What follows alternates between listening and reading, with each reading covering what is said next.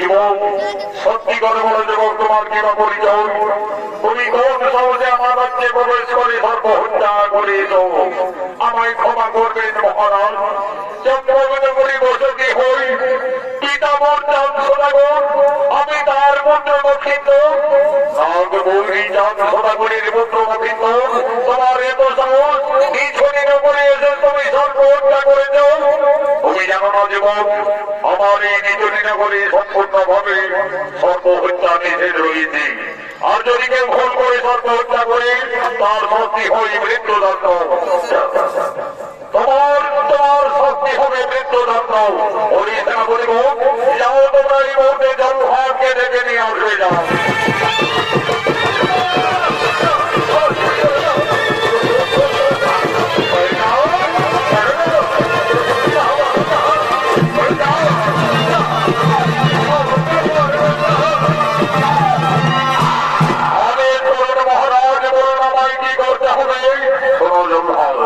এই অপরাধী যুবক আমার রাজ্যে ভবনে প্রবেশ করে 2 নাগিনীকে হত্যা করেছে। তারা যারা রাজকন্যা বেহুলার নরপ্রাণ নিয়ে বিচলিত করে ফেলেছে। তাই অপরাধীর শাস্তি মৃত্যুদণ্ড। তাই তুমি তাকে হত্যা করো। তাই হবে মহারাজ, মৃত্যুর জন্য প্রস্তুত হয়ে যাও যুবক।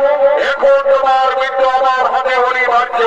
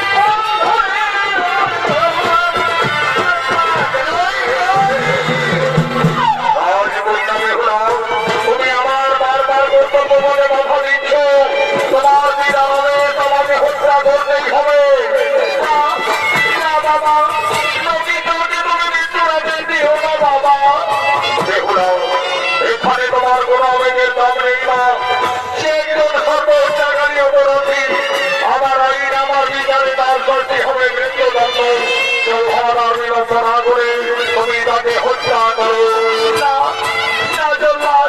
তুমি তাকে হত্যা করার আগে তুমি আগে আমায় হত্যা করো। জল্লাদ, তুমি আগে আমায় হত্যা করো।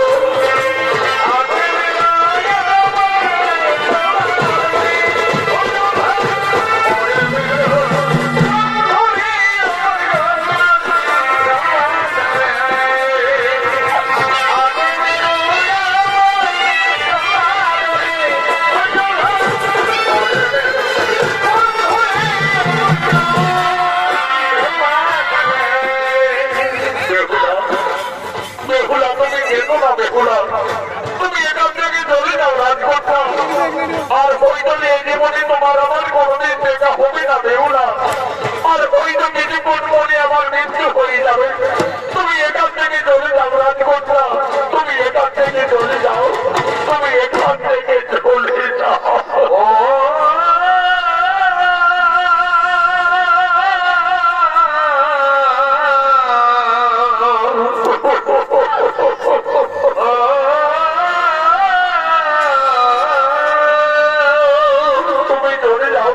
তুমি এখান থেকে চলে যাও।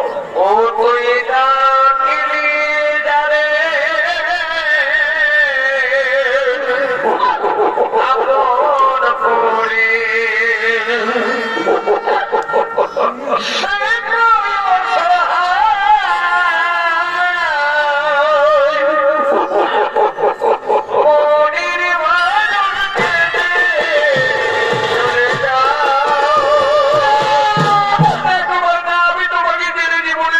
পারবো না কুমার, তোমাকে ছেড়ে আমি জীবনে বাঁচতে পারবো না।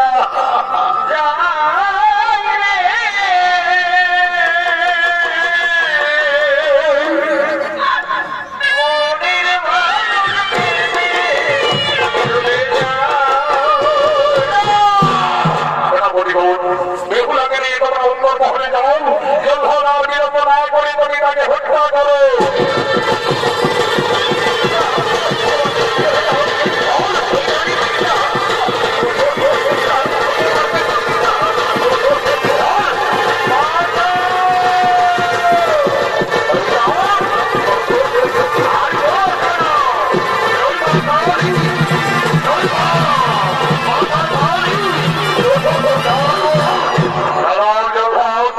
তুমি কোন অপরাধে নগেন্দ্রকে হত্যা করতে চলেছ? আমি জানতাম